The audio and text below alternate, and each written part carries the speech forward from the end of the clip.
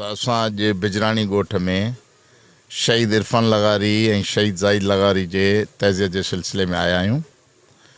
ही बिजराणी लगारी में जेको बि दहशत वहशत जारियत जबर थियो इहो सिंध जी तारीख़ जो हिकिड़ो बदतरीन अलमनाक वाक़ियो आहे। मुतालबो करियूं था त जेके बि माण्हू गिरफ़्तार आहिनि पहिरीं जेके बि गिरफ़्तार आहिनि उन्हनि खे फिलफोर आज़ादु कयो। मुराद अली शाह वज़ीर आला जी हैसियत में चवे थो त धरनू हणणु पाणी जी तहरीक लाइ धरनू हणणु इहो हिन जो बुनियादी हक़ आहे। मां धरने वारनि खे माना लठ बि न हणंदुमि। मुराद अली शाह इहो ऐलान थो करे पोइ मोरे वारनि कहिड़ो ॾोह कयो आहे तुंहिंजो, उहे रोड ते पाणी जी जदोजहद में वेठा आहिनि।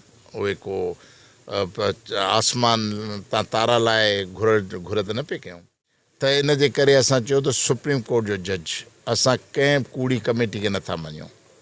असांजी नज़र में सलाउद्दीन पंवर हिकिड़ो सुठो जज आहे, रेपुटेड जज आहे, हाणे ई सुप्रीम कोर्ट में वियो आहे। ऐं हाई कोर्ट मां अमजद बोयो सुठो जज आहे।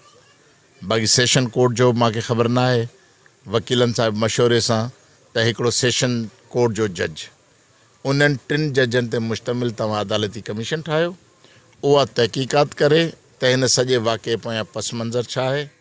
ॻाल्हि खे सम्झो तव्हीं त कैनाल त न पिया ठहनि, पाणी चोरी थिए पियो सिंध जो। सिंधू दरिया जो पाणी हींअर आप कलाणी जी मुंद बरसातुनि जी ऐं दरिया जेको 2 लख क्यूसिक पाणी कढंदो आहे, अॼु अञा ताईं असांजी शाखुनि में वाराबंदी पई हले।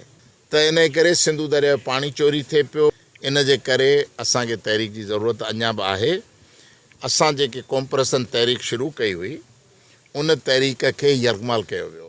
हाणे मसलन हिकिड़ो ॿार आहे माउ जे पेट में, उहो 9 महीननि में मैच्योर थींदो न। जे 4थे महीने पाण हुन ॿार खे पेट चीरे कढंदासीं त ॿारु हूंदो, गोश्त जो लूथड़ो हूंदो।